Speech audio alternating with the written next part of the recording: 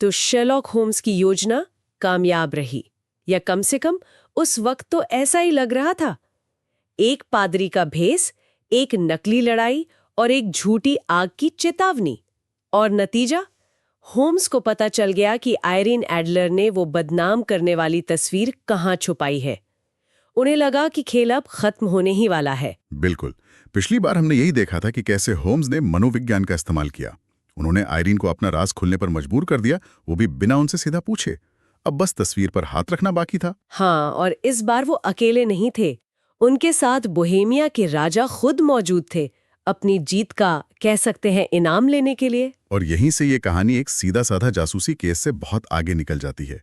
वे तीनों, Holmes, Watson और राजा, सुबह सुबह ब्रायोनी लॉज पहुंचते हैं, पूरे यकीन के साथ कि मामला अब बस कुछ ही मिनटों का है। लेकिन आज की हमारी ये गहरी पड़ताल इसी आखिरी पड़ाव पर है, जहां उम्मीद एक बहुत बड़े आश्चर्य में बदलने वाली है। और जीत एक यादगार हार में। तो ये तीनों सुबह सुबह ब्रायोनी लॉज पहुंचते हैं। माहौल में एक आत्मविश्वास है, खासकर राजा के चेहरे पर। हाँ, वो तो लगभग उस तस्वीर को अपने हाथों में महसूस कर सकते हैं। लेकिन दरवाजे पर पहुंचते ही कुछ गड़बड़ लगती है। दरवाजा खुला है। और होम्स की दुनिया में एक खुला दरवाजा कभी भी अच्छी खबर नहीं होता। ये या तो मतलब घोर लापरवाही का संकेत है, या फिर इस बात का कि आप बहुत देर से पहुंचे। और जैसे ही वो अंदर जाते हैं, एक नौकरानी उन्हें मिलती है, जिसके चेहरे पर एक बड़ी अजीब सी ताना मारने वाली मुस्कान है। हाँ, और वो सीधे होम्स को देखकर कहती है, मिस्टर शर्लॉक होम्स। मुझे लगता है ये होम्स के लिए एक जबरदस्त झटका है। उनकी पहचान उजागर हो चुकी है। बिल्कुल। वो इंसान जो हमेशा पर्दे के पीछे रहता है, जो अपनी पहचान छुपाकर काम करता है, आज उसका नाम उसके लक्ष्य के घर में गूंज रहा है। ये सिर्फ एक गड़बड़ नहीं है, ये तो खेल के नियमों का उलटना है। और घर के अंदर का नजारा इस झटके को और गहरा कर देता है।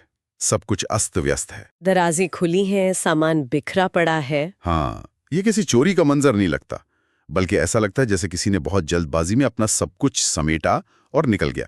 जैसे खाली मंच, कलाकार अपना शो करके जा चुके हैं। और फिर साफ हो जाता है कि आयरीन एडलर और उनके नए पति गॉडफ्रे नॉर्टन भाग चुके हैं। नौकरानी बताती है कि उन्होंने सुबह 5:15 की ट्रेन पकड़ ली है और अब वो कभी वापस नहीं आएंगी। राजा तो लगभग चीख पड़ते हैं।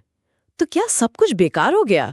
उनकी आवाज में गुस्सा कम और टूटी हुई उम्मीद ज्यादा है ना? बिल्कुल। लेकिन आयरीन अपने पीछे कुछ छोड़ गई हैं। दो चीजें, एक अपनी तस्वीर और दूसरा एक खत। और ये खत सीधे मिस्टर शर्लॉक होम्स के नाम है। ये वो पल है जहां कहानी का फोकस राजा की समस्या से हटकर होम्स और आयरीन के बीच एक दिमागी मुकाबले पर आ जाता है। वो खत एक तरह का स्कोर कार्ड है, जो बताने वाला है कि इस खेल में असल में कौन जीता। और इस पत्र में जो लिखा है वो होम्स के लिए किसी भी केस को हारने से कहीं ज्यादा मायने रखता है। चलिए इस पत्र को थोड़ा खोलते हैं, क्योंकि इसकी हर एक लाइन होम्स के बारे में कुछ बताती है। हाँ, इसकी शुरुआती कमाल की है। पहली लाइन है, प्रिय मिस्टर शर्लॉक होम्स, तुमने बहुत अच्छा काम किया। इस पत्र की सबसे खास बात इसका टोन है। ये किसी हारे हुए इंसान का पत्र नहीं है। नहीं, बिल्कुल नहीं। आयरीन की आवाज में गुस्सा या डर नहीं है, बल्कि एक तरह का सम्मान है। लेकिन साथ ही एक बेबाकी भी है। वो होम्स को बता रही हैं, तुम अच्छे हो, लेकिन मैं भी कम नहीं। वो आगे लिखती हैं कि उन्हें पहले से ही चेतावनी दी गई थी। उन्हें पता था कि राजा किसी को भेजेंगे, और अगर भेजेंगे तो वो शर्लॉक होम्स ही होंगे। जरा सोचिए होम्स के दिमाग पर क्या गुजरी होगी। बिल्कुल। वो जो हमेशा एक कदम आगे रहने के आदी हैं, उन्हें पता चल रहा है कि उनका विरोधी न सिर्फ उनके बारे में जानता था, बल्कि उनके आने का इंतजार कर रहा था। ये तो शतरंज के उस खिलाड़ी की तरह है जिसे पता चले कि उसका प्रतिद्वंद्वी उसकी अगली 4 चालें पहले से जानता है। आयरीन बताती हैं कि जब पादरी के भेष में होम्स घर में आए तो उन्हें शक तो हुआ था, लेकिन जब आग का अलार्म बजा तो उन्होंने वही किया जो कोई भी इंसान करता है। अपनी सबसे कीमती चीज को बचाने के लिए दौड़ी। और उस एक पल में उन्हें एहसास हो गया कि उन्होंने खुद ही अपना राज खोल दिया है। लेकिन कहानी का सबसे शानदार मोड़ तो अब आता है। ज्यादातर लोग ऐसी स्थिति में घबराकर भाग जाते, पर आयरीन एडलर ने कुछ और ही किया। हाँ, उन्हें जैसे ही एहसास हुआ कि उन्हें धोखा दिया गया है, उन्होंने तुरंत जवाबी कार्यवाही करने का फैसला किया। और उनकी जवाबी कार्रवाई होम्स की कल्पना से भी परे थी। उन्होंने एक नौजवान लड़के का भेष बदला और खुद होम्स का पीछा करते हुए 221 बेकर स्ट्रीट तक पहुंच गए। यहाँ आर्थर कॉनन डॉयल एक साहित्यिक मास्टर स्ट्रोक खेलते हैं। होम्स, जो भेष बदलने के उस्ताद हैं, खुद एक भेष से धोखा खा जाते हैं। वो जो दुनिया के सबसे बड़े पर्यवेक्षक हैं, उनकी आंखों के ठीक सामने से उनकी प्रतिद्वंदी गुजर जाती है और वो पहचान नहीं पाते। ये सीन तो दिमाग में छप जाता है ना। जिस वक्त होम्स अपनी जीत का जश्न मना रहे हैं, वॉटसन को अपनी चालाकी भरी योजना समझा रहे हैं। ठीक उसी वक्त आयरीन एडलर एक लड़के के कपड़ों में उनके घर के बाहर खड़ी है। और तो और, उन्होंने होम्स को good night mister Sherlock Holmes भी कहा था। और होम्स को याद आता है कि उन्होंने एक पतली सी आवाज सुनी थी पर ध्यान नहीं दिया। ये होम्स के लिए एक बहुत बड़ा सबक है। ये दिखाता है कि उनकी अवलोकन की शक्ति की भी एक सीमा है। वो तथ्यों को देख सकते हैं, लेकिन वो उस मानवीय तत्व, उस अप्रत्याशिता को देखने से चूक गए। आयरीन ने न केवल उनकी योजना को समझा, बल्कि उन्हें उनके ही सबसे मजबूत हथियार, भेष बदलने और पीछा करने के खेल में मात दे दी। ये सिर्फ दिमागी जीत नहीं थी, ये हिम्मत और दुस्साहस की भी जीत थी। पत्र के आखिर में आयरीन अपना वादा करती हैं। वो लिखती हैं कि वो अब गॉडफ्रे नॉर्टन से शादी कर चुकी हैं, एक ऐसे आदमी से जो राजा से कहीं बेहतर है, और वो अब राजा को परेशान नहीं करेंगी। तस्वीर का इस्तेमाल वो कभी नहीं करेंगी, लेकिन हाँ, एक लेकिन। वो लिखती हैं, मैं इस तस्वीर को अपनी सुरक्षा के लिए अपने पास रखूंगी। ये एक बहुत ही महत्वपूर्ण लाइन है। वो दया नहीं दिखा रही हैं, वो एक समझौता कर रही हैं। वो कह रही हैं, अगर तुम मेरे रास्ते से दूर रहोगी तो मैं तुम्हारे रास्ते से दूर रहूंगी। वो हथियार डाल नहीं रही हैं, बल्कि शांति की घोषणा कर रही हैं, वो भी अपनी शर्तों पर। तो तकनीकी रूप से होम्स केस हार गए हैं। वो तस्वीर वापस नहीं ला पाए जो उनका काम था। सही बात है, लेकिन राजा का मकसद पूरा हो गया है। जब उन्हें पता चलता है कि तस्वीर अब सार्वजनिक नहीं होगी और उनकी शादी सुरक्षित है, तो उनकी जान में जान आती है। और वो आयरीन की बुद्धि से इतने प्रभावित होते हैं कि उनके मुंह से निकलता है, क्या औरत है, काश वो मेरे स्तर की होती। एक राजा के लिए जो अपनी सामाजिक प्रतिष्ठा के लिए इतना चिंतित था, ये कहना बहुत बहुत बड़ी बात है। वो एक पल के लिए भूल जाते हैं कि आयरीन उनकी बदनामी का कारण थीं और उसे एक बराबर के इंसान के तौर पर देखने लगते हैं। वो होम्स की भी तारीफ करते हैं। इनाम के तौर पर अपनी उंगली से एक बेशकीमती पन्ने की अंगूठी निकालकर उन्हें देना चाहते हैं। लेकिन होम्स मना कर देते हैं। ये थोड़ा अजीब नहीं लगता? आखिर वो एक प्रोफेशनल जासूस हैं, फीस तो लेते ही हैं। ये एक बेहतरीन सवाल है, क्योंकि ये हमें होम्स के चरित्र के केंद्र में ले जाता है। उनके लिए केस कभी भी पैसे या इनाम के लिए नहीं होता।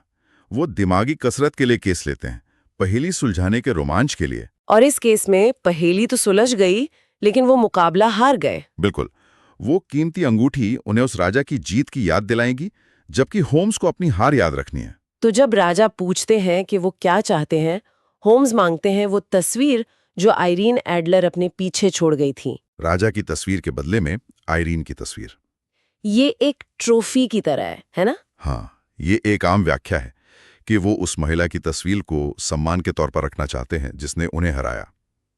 लेकिन एक और नजरिया ये भी है जो थोड़ा ज्यादा जटिल है। अच्छा। हो सकता है कि होम्स अपनी हार को एक वस्तु बनाकर उसे काबू में करना चाहते हैं। वो उसे अपने स्टडी रूम में रखेंगे, जहां वो उसे रोज देख सकें। ये उनकी एकमात्र बौद्धिक हार का प्रतीक है, एक ऐसी चीज जो उन्हें हमेशा याद दिलाएगी कि तर्क और बुद्धि ही सब कुछ नहीं है। मतलब उनके अहंकार के लिए एक लगाम की तरह? हाँ, बिल्कुल, एक लगाम की तरह। ये बहुत दिलचस्प है। तो ये तस्वीर सम्मान की निशानी कम और एक सबक की निशानी ज्यादा है। बिल्कुल। ये उन्हें याद दिलाती है कि दुनिया में ऐसी ताकतें हैं जिन्हें उनकी विश्लेषणात्मक मशीनरी में फीड नहीं किया जा सकता। जैसे कि एक महिला का अपनी इज्जत और प्यार को बचाने का संकल्प।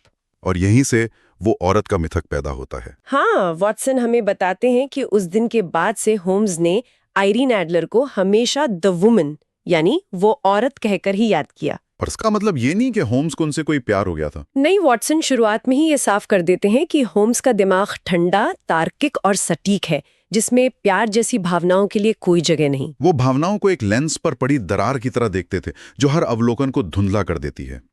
उनके लिए आयरीन को वो औरत कहना एक भावनात्मक नहीं बल्कि एक बौद्धिक वर्गीकरण था। आप कहना चाहते हैं कि जैसे कोई वैज्ञानिक किसी अनोखी प्रजाति का नाम रखता है? कुछ वैसा ही। होम्स के लिए लोग और केस डेटा पॉइंट्स होते हैं। राजा एक क्लाइंट थे, वॉटसन एक दोस्त थे, लेकिन आयरीन एडलर वो औरत थी। हाँ, वो एकमात्र ऐसी पहेली थी जिसे वो पूरी तरह से हल नहीं कर पाए। वो एकमात्र इंसान थी जो उनके तर्क की पहुंच से बाहर थी। इसलिए उन्हें यह अनोखा अद्वितीय शीर्षक मिला।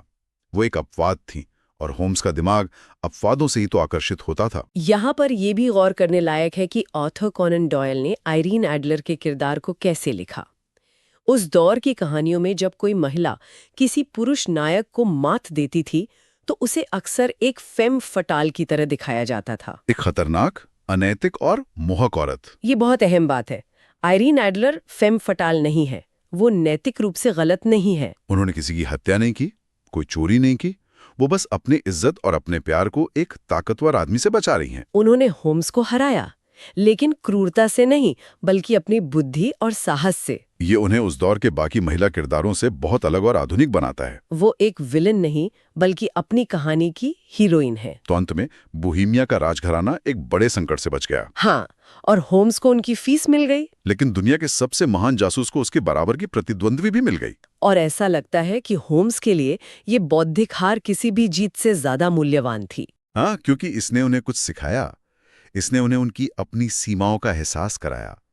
हर महान दिमाग को कभी ना कभी एक ऐसी चुनौती की जरूरत होती है जो उसे उसकी नींव तक हिला दे।